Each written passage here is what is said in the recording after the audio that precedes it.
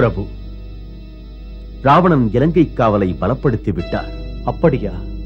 ஆம். எனது அமைச்சர்கள் அனல், பனஸ், சம்பாதி மற்றும் பிரமதியை பறவை போல அவர்களது ஏற்பாட்டினை அறிய இலங்கைக்கு அனுப்பினேன். அவர்கள் தந்த செய்தி, இன்று மன்னர் சுக்ரீவனுடன் ராவணன் மல்யுத்தம் புரிந்ததில் அவர் அடைந்த அனுபவம்.